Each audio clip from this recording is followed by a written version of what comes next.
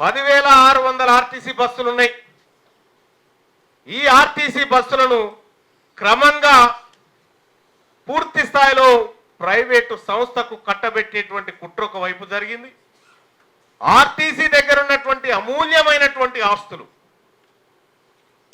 ఇవాళ Jubilee bus station ఎంత పెద్దగా ఉంటుంది, మహాత్మా గాంధీ బస్ స్టేషన్ ఎంత పెద్దగా ఉంటుంది, 18 ఎకరాలు ఉంటుంది. 18 ఎకరాలు ఖాళీగా కనిపిస్తే ఇలా కళ్ళు మండయా? ఇలా రాణిగంజ్ డిపోకు సూటి పెట్టిన గతంలో ఉప్పల్ డిపో కాడికి వచ్చి కొలతలే తీసుకపోయింది ఆయన.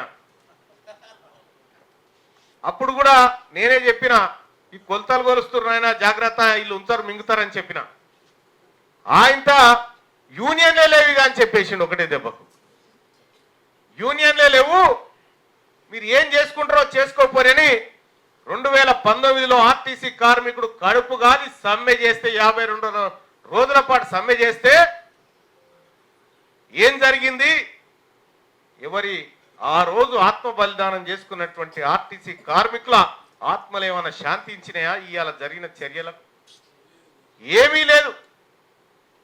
జరగకపోగా ఆర్టీసీని సర్కారు దయాదాక్షిణ్యాల మీద బతికేటువంటి పరిస్థితికి తీసుకొచ్చింది. సర్కారును దాచుతున్నదే ఆర్టీసీ ఒకప్పుడు, కానీ ఇలా సర్కారు మీద ఆర్టీసీ ఆధారపడి బతకాల్సినటువంటి అడక్క తినే పరిస్థితికి తీసుకొచ్చిందే ఈ పాలకులు.